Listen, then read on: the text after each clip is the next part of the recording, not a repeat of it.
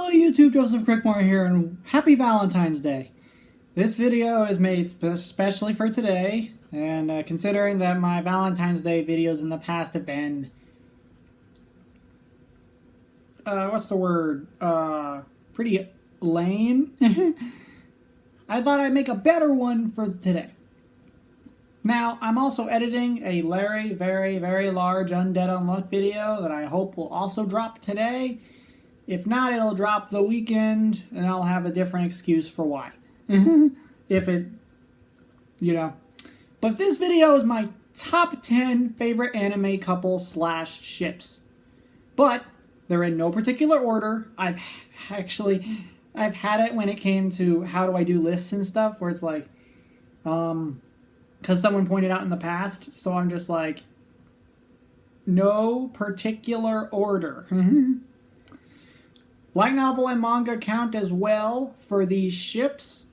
In fact, I almost want to say spoilers ahead if you're an anime only. But considering what my audience is usually comprised of, I don't think that'll be an issue. So without further ado, we're going to get into my 10 favorite anime couples / ships to celebrate the day. But before we do, I have an honorable mention. Masayuki x Valgrind, reincarnated as a slime. Off the bat, it's not even on the official list. It's like right below my list. But I wanted something from my favorite anime of all time, and what better thing to put on this list than the ship of Masayuki and Valgrind from Reincarnated as a Slime. This is why I said light novel and manga spoilers ahead. This entire ship's existence is a spoiler. So I'm sorry for anyone who came here expecting just anime ships. No, I'll be going into more than that. But you gotta love the fact that Valgrind went through multiple universes finding Rudra's soul fragments, and then when Masayuki thought he was gonna die in volume 16, he basically summoned Valgrind to his side, and she's like, "Yeah, I found you, Emperor Rudra," and then she starts hugging him and kissing him, and Masayuki's like, "I think you got the wrong guy," and she's like, "Oh wait, you call yourself Masayuki now, but I do have the right guy," and he's like, "Alrighty then." Man, I love the ship. Ever since Valgrind got free of the mind control, she's been one of my favorite true dragons. Now then, we can get on with the rest of the actual list. And like I said, no particular order. I'll just go down my list, mentioning the 10, okay? So the first one on my list is Fleo x Fenris, Level 2 Cheat. For anyone that knows me, that was the first anime I reacted to. Well, it's tied with Slime Season 3, but they came out at the same time.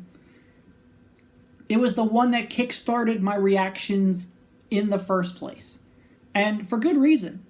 I wanted to give the anime its proper exposure. I wanted to talk about it with all the detail I know of, because ever since I started reading its manga, and then when it got on hiatus from chapters for a while, I went over to the novels, and I've been reading so many of the novels, it's not even funny. I'm at like volume 14.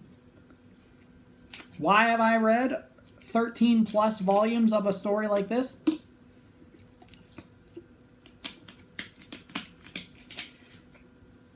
Fleo and Riz's relationship. How often have I seen an isekai where they build up a relationship, but it either takes too long for it to go anywhere, or it just stays that way for the whole series? This was one of my first isekai where we had a main character and the main female character get married almost immediately. It was very quick, because that's the way it was in the novels and the manga. It was a breath of fresh air. The fact that the story has come as far as it has because of Fleo and because of their relationship The series the series is built on the foundation of their relationship. Basically, it is so good. So that's why we're gonna go from there. The next one on my list is Fuko and Andy from Undead Unluck. That should not come as a surprise to anyone on my channel. I've also done Undead Unluck in extensive detail when it came to its anime, when I did those videos. I'm still waiting for the 1 hour special, but man, that is probably one of my favorite shonen romances of all time. In the shonen genre, in Shonen Jump, it's one of my favorite.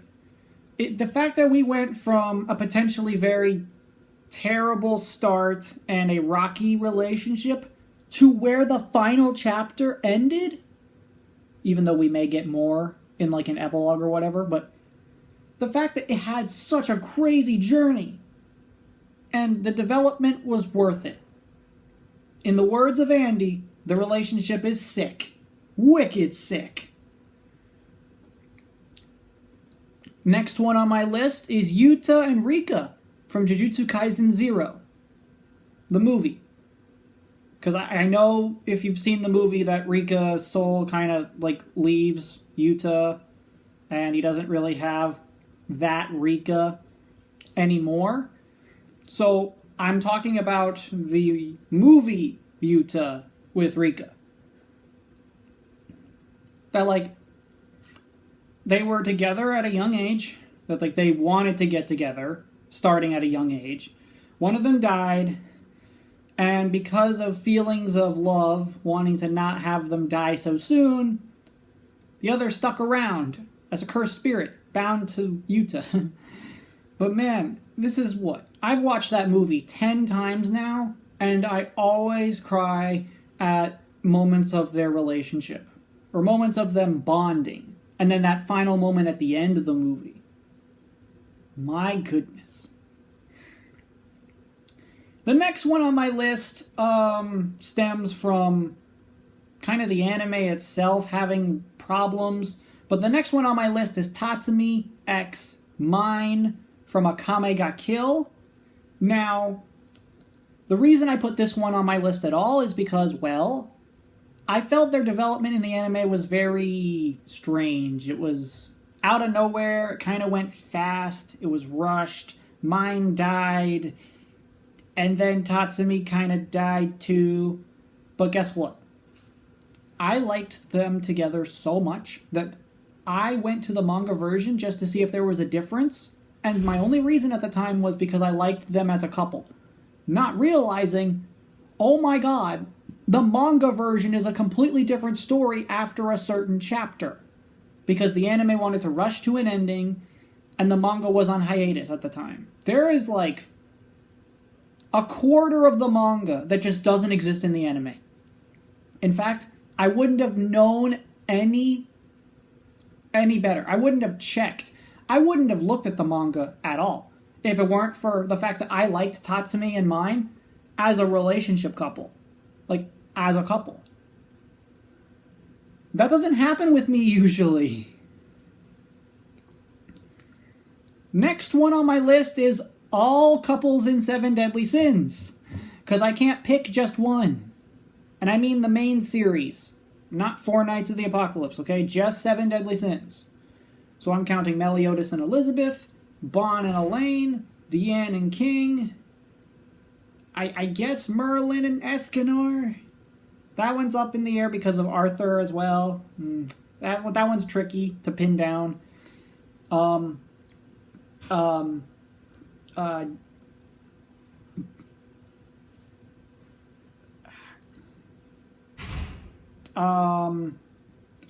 Shoot.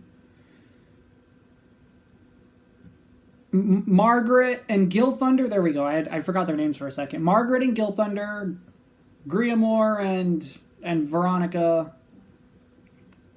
Zeldris and Gelda.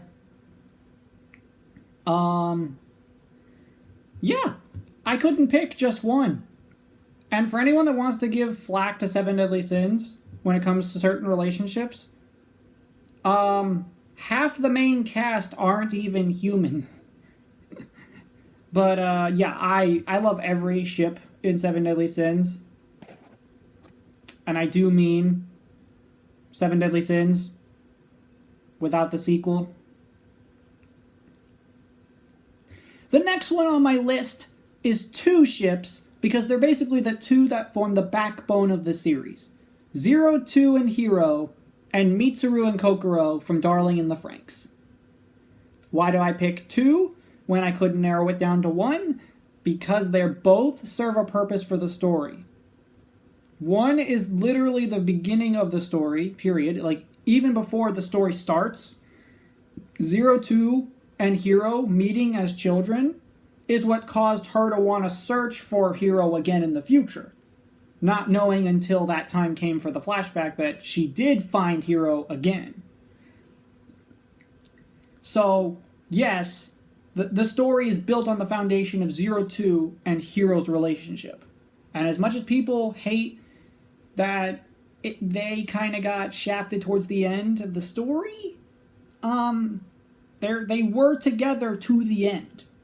Like, even if you don't like the fact that they never got to settle down and have a life together, they technically fought together and died together. And I like the anime ending of a future, 2,000 something years in the future, where a reincarnation of both of them meet. And the cycle could start again. I know most people don't think that that's a good ending, but you know what? I don't see a problem with it. Now, I say Mitsuru and Kokoro and not any other relationship that formed between the other kids, only because this one had a lot of weight to it. It was in a beach episode, of all things, that they discovered a ruined, abandoned hospital, and they found a book. You know, those books about childbirth. And they got curious, and they started looking at it. And two of them got exceptionally curious for their own good. Mitsuru and Kokoro. And they were together as pilot pairs ever since they were shifted around in another one-off episode before it. One day, they decide, let's do what the book shows. And in the society that they were raised as, because they were technically biologically engineered, they weren't born, they decided, and because they didn't know any better, they would do what the book showed. And then the higher-ups were like, no, no, no, and they got their memories wiped of each other. It's so sad. And for anyone that wants to say that What's-His-Face should have been with Kokoro, no. The story literally goes to great lengths to be like, she didn't think together forever meant pairing. You know what? No. I'm not about to do that. But because Kokoro technically got pregnant that one time with Mitsuru, she stopped being a what was it? Franxx pilot? Yeah, Franxx pilot. And her and Mitsuru decided they would be together as a couple and they would raise the baby, and that kind of was the forerunners to the new generation of humans. Remember, because Darling in the Franxx is post-apocalyptic and there's barely anyone alive on the planet. So her giving birth is kind of the stepping stone for a new generation of humanity. So I consider that a big deal. Anywho, we can finally move on to the next one on my list, and that is Ichigo and Orihime. Yep. Say what you will about stuff with Bleach, but man, Ichigo with Orihime is so lovely, seeing all that development. and they just work so well together. I don't know how much else I want to give away. The anime is really close to being done. Like, we have one more set of episodes, and then we're at the finale of the whole series. So, just know that it'll be all worth it. Ichigo with Orihime, it's lovely. All that development they had, especially with Ichigo, Hueco Mundo, the Fullbringer stuff, her assisting in the Blood War, her gaining powers in the first place, which was either like the Hogyoku or something else involved. Otherwise, I don't have much else to say on the couple other than I really like them together. The next one on my list is Sung Jinwoo and Cha Hae-in. That's why I put at the beginning, manga, light novel, spoilers ahead, or source material, spoilers. It's a manhwa as well. Say what you will about Solo Leveling, but I enjoy Jinwoo with Cha Hae-in. I do.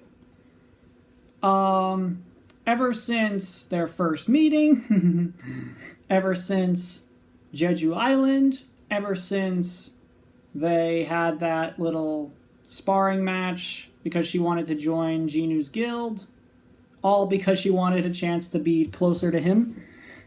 Their first date, the stuff in the epilogue, the sequel series. I don't want to give too much else away, especially because I don't know how many people are jumping onto my channel not knowing that I would give away spoilers for source material. But I did a poll on my channel for my community fans about which one they prefer, and so far it's a unanimous Cha Hae-in.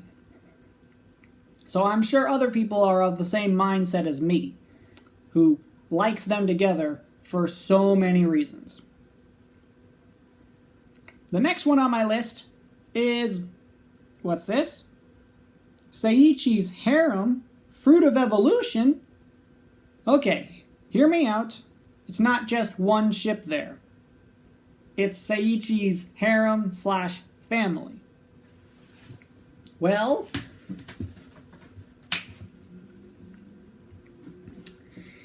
hear me out. Seiichi didn't really have anyone. Like, there were people that cared about him before the whole isekai situation, but the fact that, he fell in love with Saria after their whole, getting to know each other, and the fact that she ate the fruit of evolution and turned into a human, and then the same goes for Lulane and Artoria. Once season 2 comes around, I'm of the mind that season 2 was handled terribly, but parts of it are still canon. Once he reveals to his harem and his family that he wasn't always the guy that they met, and that he was not really attractable, they were all like, Seiichi, it's okay, man. We like you for different reasons, and we're going to stay with you no matter what. And I don't know about other people. I put this one harem specifically because of how much, how do I even word this? Because they were all willing to still be by him, no matter what. I know that's not necessarily one couple or relationship, but it's here as a special exception. And the last one on my list, to round this all out, is Kaneki and Toka from Tokyo Ghoul. Man, the anime really got done dirty so much. Although, I will say, even with how the anime handled certain parts of the story, I still really liked Kaneki with Toka. So I'm glad they got their ending at the very end of the story. And that made me so happy. Say what you will about Tokyo Ghoul, or the fact that it needs a reboot. It needs a manga-accurate reboot. It just does. But say what you will. That is an amazing couple. An amazing relationship. An amazing amount of character build-up. And yeah, that's it. Those are my 10 favorite anime couples / relationships.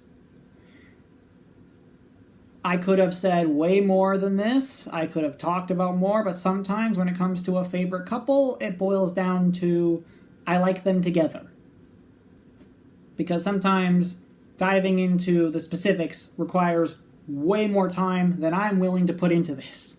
This is just a small Valentine's Day video that I would rather not go on for any longer. So thank you all so much for watching. Hope you liked it. Hit the like button, subscribe, share the video with a friend. Happy Valentine's Day.